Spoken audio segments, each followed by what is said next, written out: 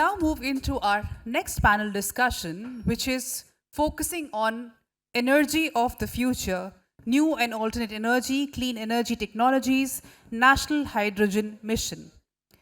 Joining us for this panel, I'd now like to invite Mr. Sumeet Jarangal, Chief Executive Officer, Punjab Energy Development Agency. Welcome, sir. Can we have a round of applause, please, for Mr. Sumeet Jarangal? Next, we have Neelam, Janaiah, Vice Chairman and Managing Director, Telangana State Renewable Energy Development Corporation Limited. Mr. Neelam, Janaiah, thank you so much for joining us. Ladies and gentlemen, round of applause, please. Mr. Shelly Abraham, Head Renewable Energy, Bharat Petroleum Corporation Limited. Can we have a round of applause for Mr. Shelly Abraham, Head Renewable Energy, Bharat Petroleum Corporation Limited. And I'd like to invite my colleague, senior colleague, Mr. K.C. Mishra to moderate this session. Sir, welcome. Thank you. One small change also. I would also like to request Mr. MP Singh, Director in PEDA. He's from the technical side. I'd also request him to join the panel discussion. PEDA stands for Punjab Energy Development Agency. So before the panel, we had a pre-panel talk where Mr. Sumeet was of the opinion that there should be someone from the technical side as well. So we'll continue. So this second last panel discussion, and it's quite surprising that in today's conference, where the house was full, packed to the capacity in the morning, still is almost packed to the capacity. Thank you all the audience for being so patient audience. A big round of applause for the audience also. This post-lunch panel discussion, energy of the future, new and alternate energy, clean energy technologies, and national hydrogen mission, a very relevant topic in today's context. Fossil fuel, as all of us know, has got a limited capacity, and a burgeoning economy like India is in dire need of a new technology which can fuel the rapid growth of the country's economy. Unless we diversify our sources of energy into new and alternate sources of energy, we will not be able to keep pace with the rapid requirements of the economy. So what are the new technologies? What is the future? What are the challenges? How has been the going so far? And where do we go from here? By 2030, Government of India is committed to increase the share of renewables to 50%. So what is the share of renewables today, and how can we fill that gap in the remaining 8 years of this decade is something which we would like to discuss in this panel discussion. Plus also, we are committed to attain a net zero carbon emission by 2070. Are we really on the track? So what are the various initiatives we are undertaking in our respective regions? Here, let me first ask the first question for Mr. Sumeet Jarangal, Chief Executive Officer of Punjab Energy Development Agency. Sir, take us your views, first of all, your views on this topic, energy of the future. Good afternoon, everyone. First of all, I'd like to congratulate the organizers for organizing such a wonderful event. And to be very honest, I have been in this sector for around 5 months now, and it has been a learning for me since morning. So my vision now, what is the way ahead in this sector is primarily based on my experience in the state of Punjab.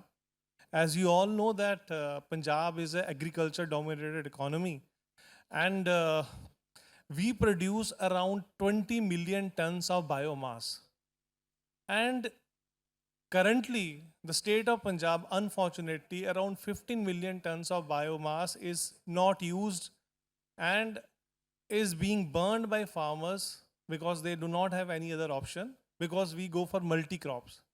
So a solution which we have found in Punjab is converting this biomass into power, and a latest project which has come in the state of Punjab is setting up of a compressed biogas plant which uses 33 tons per day of biomass and is producing compressed biogas.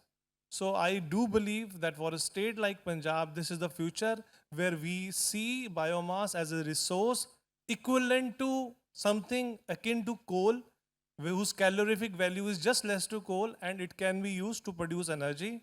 So this is what would also be used for balancing the other renewable sources of energy like solar, the traditional solar. In a state like Punjab, the cost of land is very high, so we are giving premium to canals, to floating, and I request investors who are here, and I have requested them unilaterally also to come to Punjab and you guide us what do you need so that we can invest and see that the future not only for the state but the country is green, and ultimately we leave the earth which we inherited from our forefathers in a better condition than where we stand today. Thank you so much. Thank you, sir, Sumeet ji. So, very interesting point mentioned by him, biomass as the new coal. So, how that biomass can be used into producing energy? What is the technology behind that? That question I'll pose to his colleague MP Singh. But before I bring in MP Singh here, let me quickly take you to the state of Telangana, from where we have got Neelam Janaiah here, Vice Chairman and MD of TSREDCO. So I would request Neelam ji to give his perspective on this topic, energy of the future. Yeah, very good evening to all, and let me first of all thanks the organizing for committee for inviting me on behalf of Telangana state to share my thoughts and our government's vision. Energy transition is a must for all the future, and especially as per the government of India's Honorable Prime Minister's vision, by 2070 net zero and by 2030 500 gigawatts of the RE power transition has to be taken place, and all the states as of now moving towards to the targets assigned by the MOP, and Telangana also in the similar line, and we are also exploring the all the best possible practices regarding the development of the RE and energy transition. What are the initiatives initiated by the government of India, and what are the things which can be adapted by our state in such a scenario? Definitely we are also adapting to the latest technologies available, and also various policy initiatives which are required for the better implementation of the policy in the state of Telangana. Thank you, Neelam ji. We also have with us Shelly Abraham from BPCL. Shelly is heading the Renewable Energy Division of BPCL. So BPCL is a live example of adjusting itself with the times, changing times, because BPCL was into the business of fossil fuels. They realized the threat of being in the same energy sector, in the same source of energy, and they quickly are now trying to diversify into the new and renewable sources of energy. So, Shelly, if you could just take us various initiatives being taken by BPCL. Yeah, thank you. And good afternoon, everyone. First of all, I'd like to thank the organizers for inviting me for this program. I come from the refining and oil marketing industry sector. Probably I'll talk from the refiner's perspective on what are the new energy for the future. See, today world consumes something like 100 million barrels per day of oil today. And since last few years, we have been hearing that the oil demand is going to go down. It is already peaked. That is something which we have been expecting probably since last couple of years' time. But we need to see it in two brackets. One is the developed nations and the developing nations. In developed nations like something like say Japan or even some European countries, probably this is already happening. The oil demand has peaked and then it is actually slowly coming down, or rather it is plateauing. It is expected to come down probably in another couple of years' time. Whereas in a country like India, it is still going up, it is still growing. And at least for next couple of decades, oil is going to play a very crucial role. But nevertheless, we all know that the transition is happening, and it is only the question when it will actually happen, but then it is all, everybody knows that it is happening. Everybody needs to be prepared for that. So from our side, also we are taking all the measures, whatever is required. One is to face the energy transition, and secondly, to achieve this decarbonization or the net zero targets. Our country is taken a target of 2070. As a company, we have taken a target to become a net zero company by 2040. And we have clearly identified, clearly prepared a roadmap to achieve this net zero target by 2040. We have identified the levers, what is that company has to do in next 20 years or 18 years to become net zero by 2040. As far as the energy is concerned, probably I'll just touch upon a couple of things. One is on the green hydrogen. Green hydrogen is again one of the topic of the theme. National Green Hydrogen Mission, already government has announced the policy. We are waiting for the final mandate number, how much percentage or how much green hydrogen we all have to produce. That number it is still not out. But as a refiner, we consume significant quantity of gray hydrogen today. When you say gray hydrogen, the hydrogen which is produced from the fossil fuel, from the natural gas. Now the mandate is going to be that certain percentage of that gray hydrogen has to be converted into green hydrogen going forward. So without even waiting for the final mandate from the government, we already started. We are putting up our first electrolyzer green hydrogen plant in our Bina refinery in the state of Madhya Pradesh. It's a 20 megawatt electrolyzer. So already we have taken the action for implementing that project. We will be ramping up the electrolyzer capacity to produce more and more green hydrogen once we get a clear mandate from the government. Electrolyzer, green hydrogen, though it is a lot of emphasis is there on the green hydrogen, plenty of challenges are there in terms of technology. Technology is still evolving. Technology supply is not very easily available. It is coming from, because this size of electrolyzer, the technology has to come from abroad. And already because of these decarbonization targets being taken by the other countries, most of them are booked and then it is easily not available. Such kinds of issues are there, but still we are trying to circumvent those challenges and then trying to implement it now.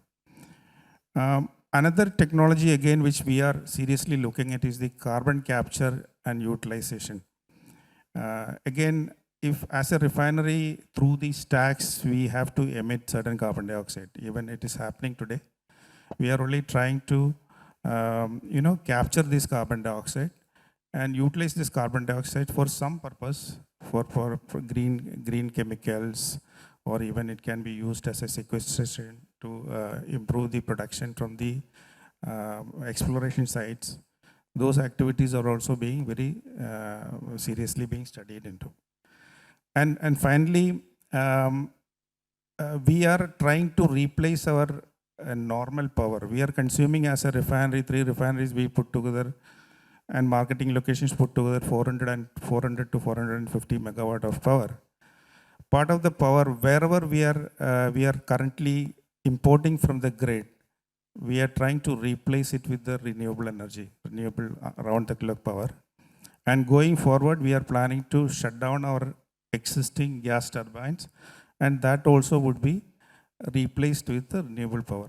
So going forward, probably in another 10 years, 15 years time, we ourselves would be consuming something like 3 or 4 gigawatts of power is the indicated number. So we are also seriously looking at developing these assets in different business models, either by CapEx, OpEx, or group captive model. Different models are also being evaluated, and then we are looking to develop a portfolio by ourselves for this. Yeah, I think that's my initial remarks. Thank you. Thank you, Shelly. Opening comments from Mr. MP Singh, Director, Punjab Energy Development Agency. Sir, your thoughts on the topic, the new energy for new India. Thank you so much, and it was really very invigorating to be here. The morning session was very, very interesting, and a lot of perspective was heard. So as our CEO has already elaborated, I'll just touch certain points.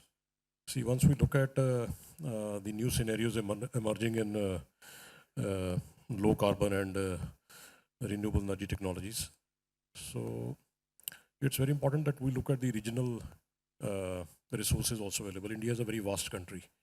So just to say that, okay, everything will be done by solar or wind or offshore wind or other renewable energy sources. So one point which was being raised in the morning was also the intermittency and also the bell-shaped curve generation in terms of solar. Then you don't have the leverage which you really need for even looking at the latent technologies like hydrogen production, which is now being talked about in the country. So I feel that for a country like India, the biomass resource is very huge. It's not only present in Punjab, it is present in about 9 states, as per the data analysis carried out by the Ministry of New and Renewable Energy. Secondly, biogas has been one of the biggest stays of this country.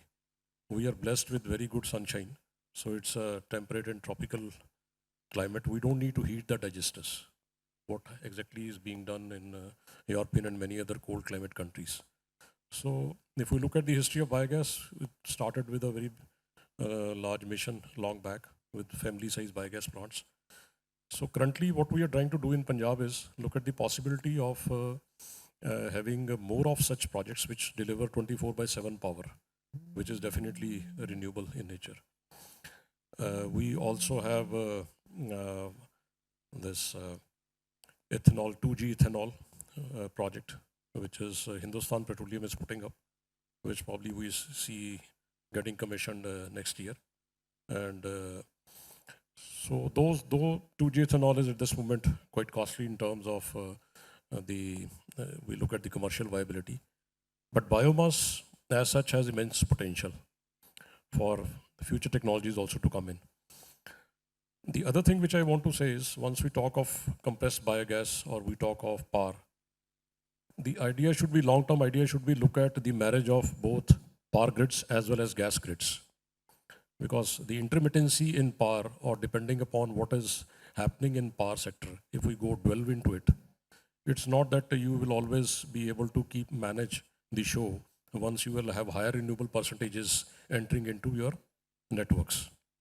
Currently, many states which are in the southern part of the where we see a lot of gigawatt capacity projects coming in, and much of the power is getting through the open access route and being exported to many other states in the country.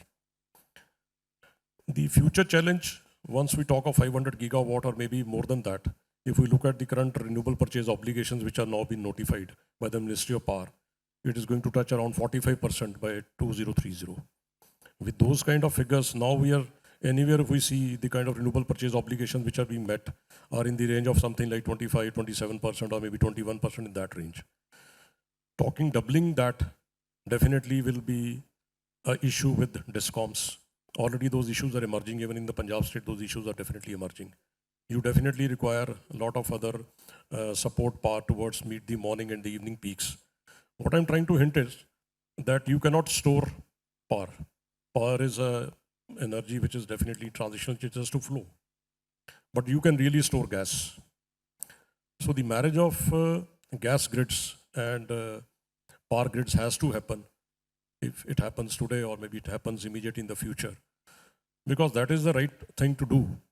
You can store even in hydrogen also, you can store in compressed biogas form also, you can store green ammonia also, depending upon the energy density. Or low hydrocarbon fuels, if you talk at e-methanol or many other technologies or many other fuels which are coming down the line. So this gives a lot of leverage to the country as such. So companies, oil companies already whom we are selling at this moment, this compressed biogas, which is being used as a fuel at this moment for transport sector. The way ahead would be to use these fuels by supplying these fuels to the existing pipeline networks of the compressed natural gas, which is already getting laid or has been laid through the CGD companies like city gas distribution companies which are operating in many states, though in Punjab also. This will give a very big boost and leverage to the entire renewable sector and will help in bringing in the green energy revolution or whatever we call it so that to go towards a net zero solution, or maybe talk of even that is the next is from net zero would be to talk about net positive kind of solutions. So that's my thought process on this. Thank you. Well articulated, Mr. Singh. Now let me take the discussions to Mr. Sumeet. Sumeet, how do you see the future of energy sector in India, particularly in the renewables?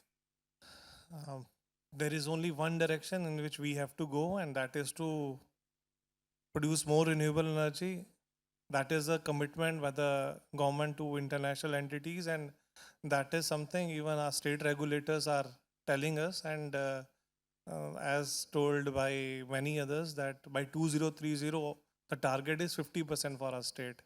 So it's a challenging thing, as there are constraints. I mean, the land cost, if you see in Punjab, it's a political issue. The farmer agitation, everything is there. And then the other challenge for us is when we talk about solar, the challenge is that the radiation is not as good as say it is in Rajasthan or as it is in Gujarat and Maharashtra and even Telangana. So, the solution which we think which can be viable in times to come is agri-photovoltaic. Just when I see the magazine in front of me, which has been launched today, its background is some trees and then there are some solar panels.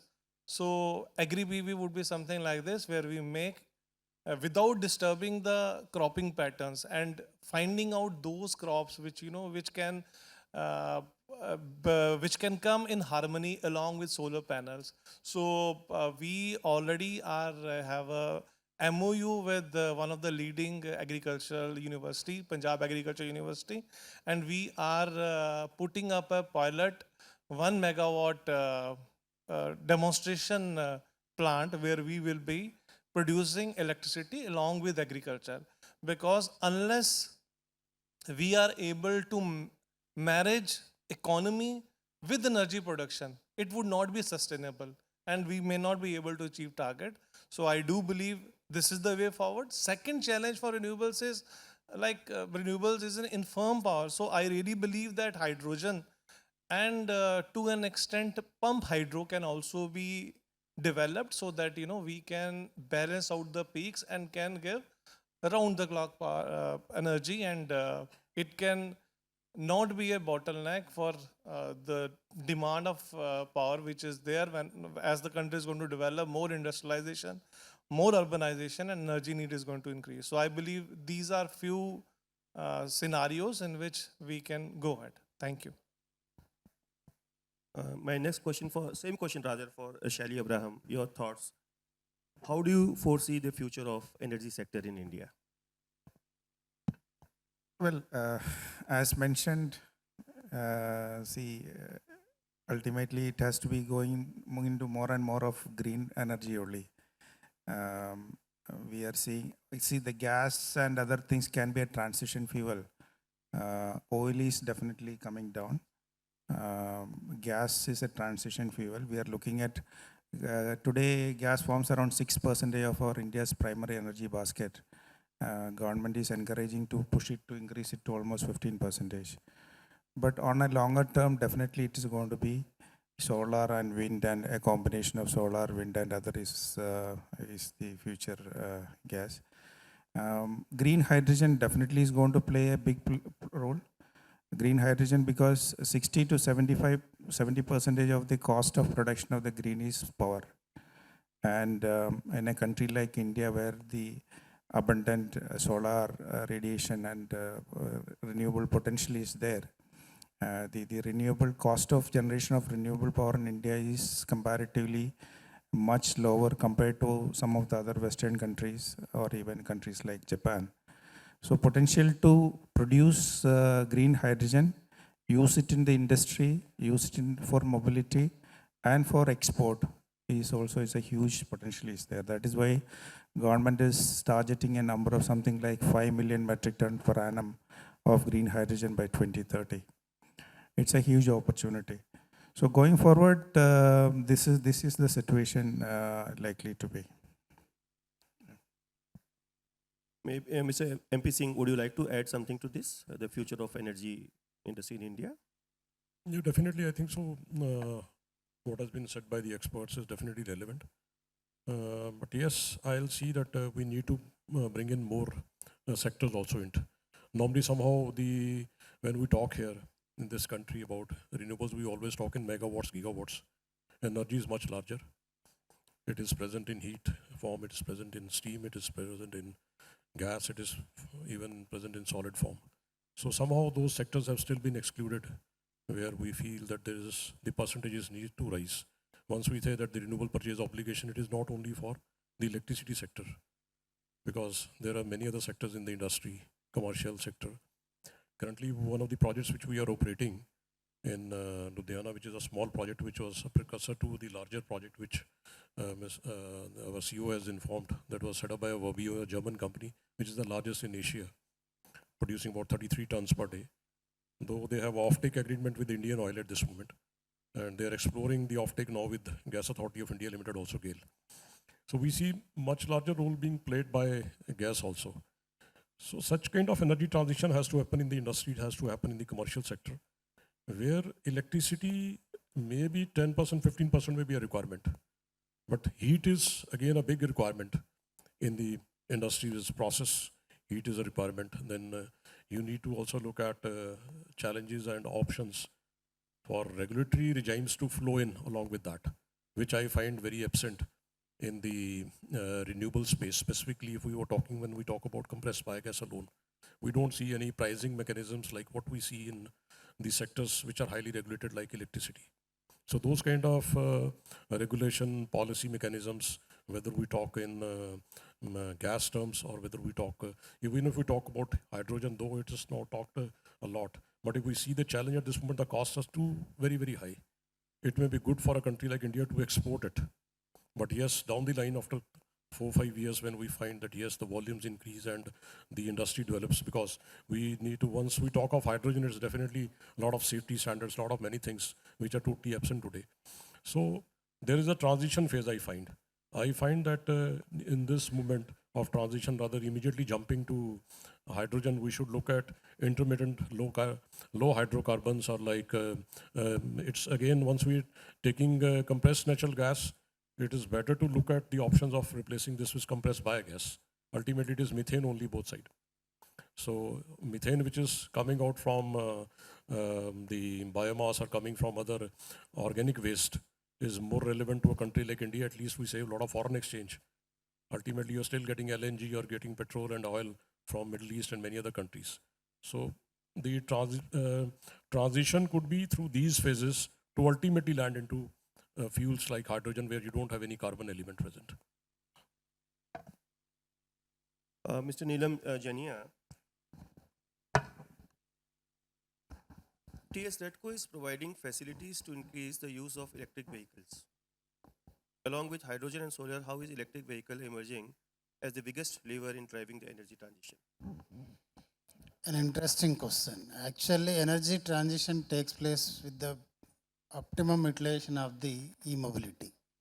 Definitely, mass transport system where we will be utilizing a lot of diesel and petrol and other alliances.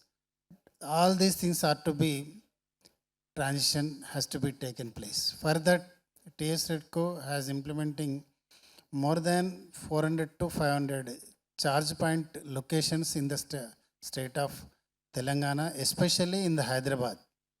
And all the national highways connecting towards the other states from Hyderabad, like Nagpur, Vijayawada, Bangalore, all these national highways were also being pinpointed for each 50 kilometers initially. Earlier, we are actually having target for up to 25 kilometers one charging point location.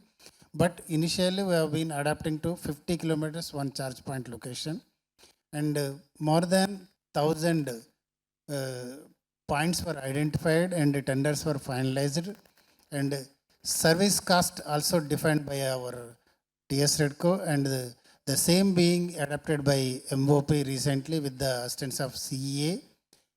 So under the FAME 1 and FAME 2 and also the PPP model, under 3 aspects, we are developing the ecosystem so that all the end users who can be transit their vehicles to the e-mobility, so that the mass transport system where we can have upfront expenditure towards the oil account can be shared a lot, and that can be reduced a lot, so that the decarbonation takes place at the mass transport level. Especially our Telangana State Road Transport Corporation has also given us the 20 locations, 10 in Hyderabad and then 10 in other locations for their all the e-mobility. They are procuring 1,000 buses. Initially, we are already operating with the 100 buses. And also one interesting feature, we are developing that retrofitment of old RTC IC engines, where more than 7 to 8 years age old diesel buses are being retrofitted with the new electric kit, where we will be spending more than only 50 to 60 lakhs for the 40 to 50 lakhs for the 250 kilowatt hour battery, and 15 to 18 lakhs for the kit that was being developed by Meda Servo, which is Hyderabad based company, and the same drives being utilized in the Vande Mataram train presently by the Government of India Railways. That was already proven, and 40 buses are already running in Tirumala Tirupati Devasthanam in Andhra Pradesh with this retrofitment kit. And we are wants to develop the same to Singareni College, where a lot of trucks are there by using these IC engines. That's why energy transition is a must, and in the energy transition, applying of e-mobility is a must, and where we can develop the EV charging point locations for hassle-free to the transition for the end users of the e-mobility. Mr. MP Singh, like Telangana, do we have any EV promotion initiatives in your state?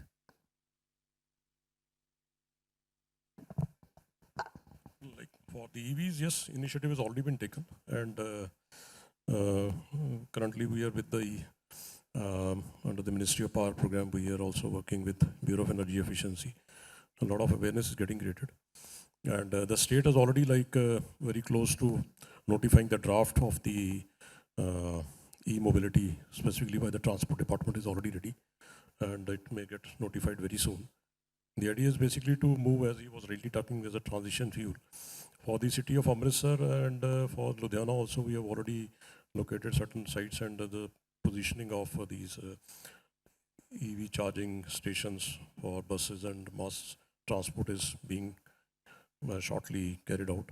And as regard adoption of personal EV vehicles, yes, it is happening, I think so, at a quite a fast pace, because much of it is in terms of providing those kind of incentives.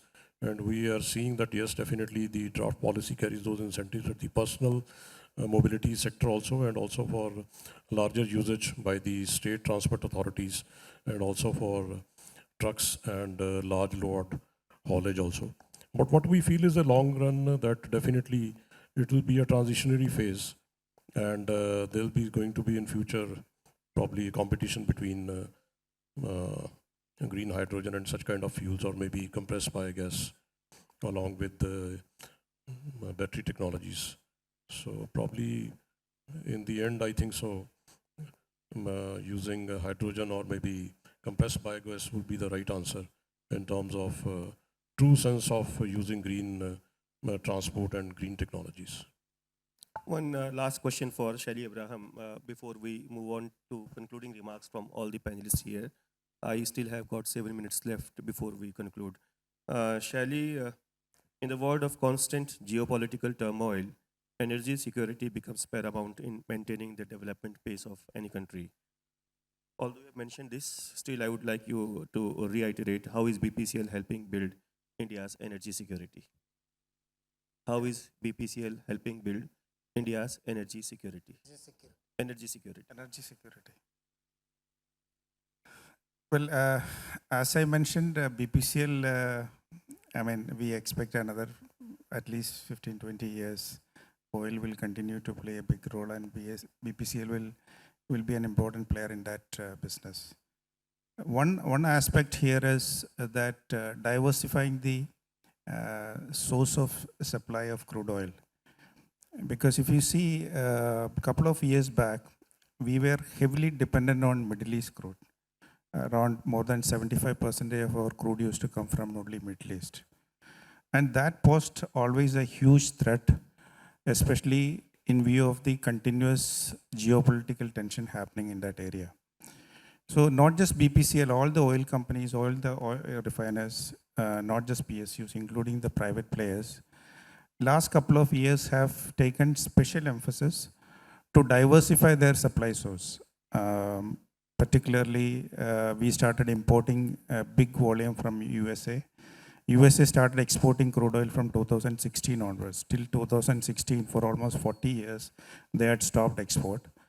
Once they opt up, we all started taking huge volumes from USA.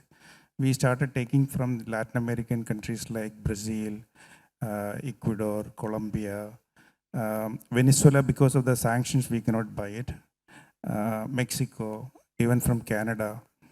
And even from we started taking more from the African countries like Nigeria, Angola, Congo, Ghana. Then Central European countries like Kazakhstan, and North Europe like Norway. So even from the east side, we started taking small volume, not very significant volume is available there from countries like Malaysia, Vietnam, and even Australia. Now, the point I was trying to say is that basically by diversifying the supply source, we are just trying to de-risk our geopolitical, whatever tensions related to geopolitical situation is there. That is something which all the oil companies have been doing for some time. Thank you, Shelly. A quick round of concluding remarks from all the speakers here, starting from Sumeet. So I believe the discussions have been very exhaustive, and what is the outcome of these discussion is that the road which we have to travel is not easy. The road which we have to travel is something which in times to come is also going to change, because technology is such that every day a new technology is coming and it is providing a solution. But what I feel, again, one of the things where emphasis is not given is on energy efficiency.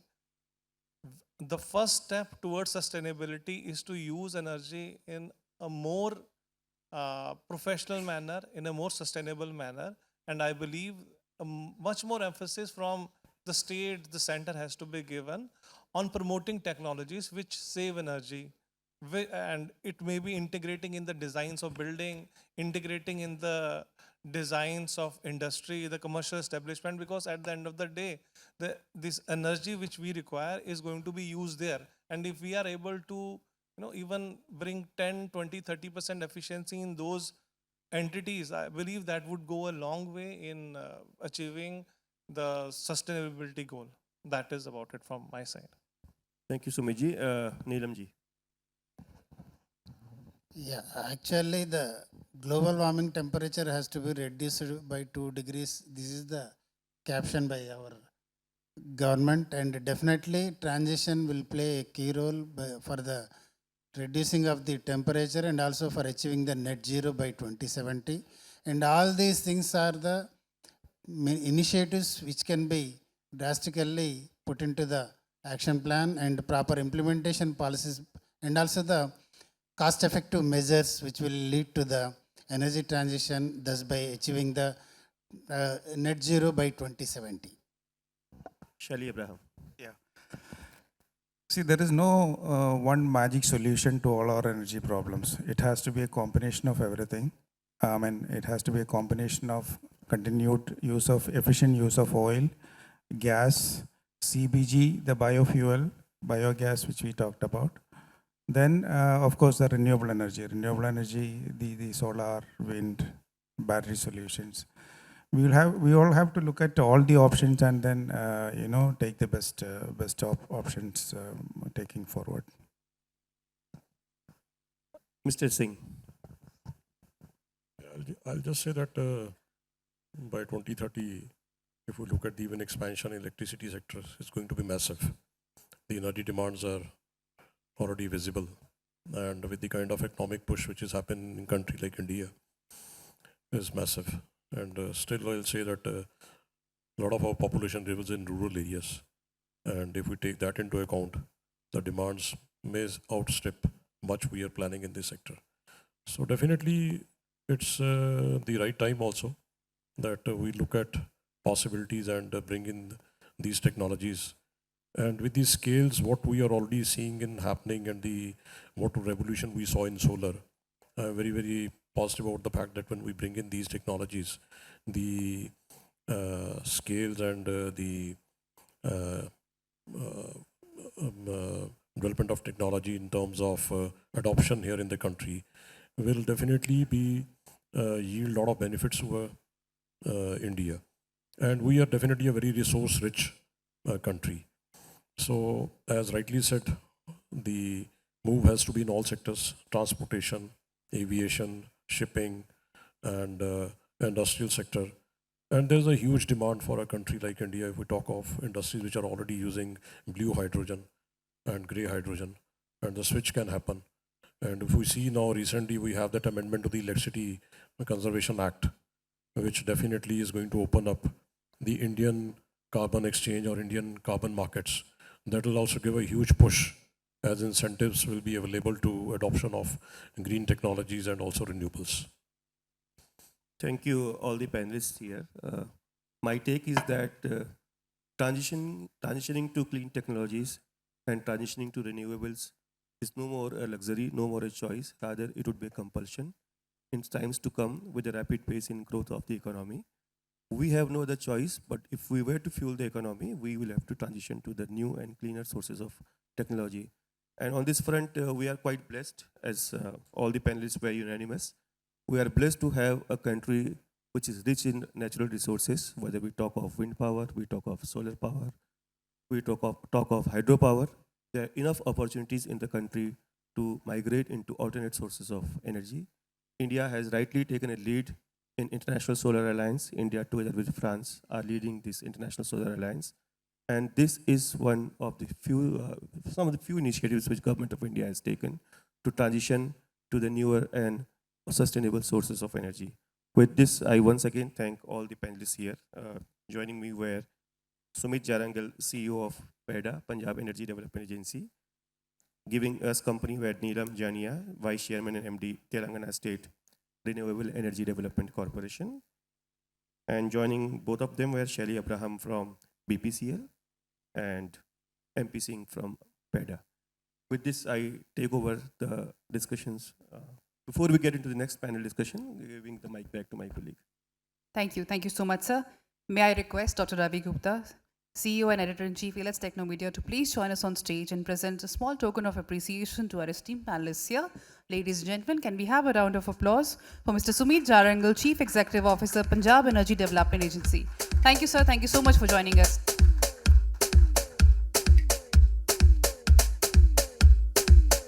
Mr. Neelam Janaiah, Vice Chairman and Managing Director, Telangana State Renewable Energy Development Corporation Limited. Mr. Shelly Abraham, Head Renewable Energy, Bharat Petroleum Corporation Limited. Thank you so much, sir, for joining us today.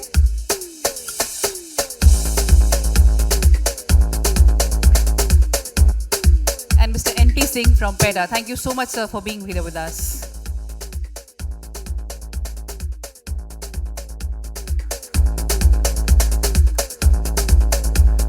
And before we move ahead for the group photograph, there's this one small announcement. We have a special Elets National Energy Summit Award for Mr. Srikanti Nilange, Founder and Director of Synergize Energy Solutions Private Limited. Mr. Nilange, Ms. Nilange, I'm so sorry. Please, if you could join us on stage. And can we have a round of applause for Ms. Srikanti Nilange, Founder and Director of Synergize Energy Solutions Private Limited. Mr. Singh, if you could please step forward and present. In fact, all the panelists, we can step forward and present this award to Ms. Srikanti.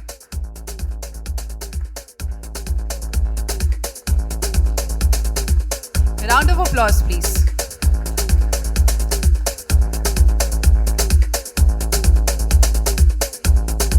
Can we have a group photograph, please?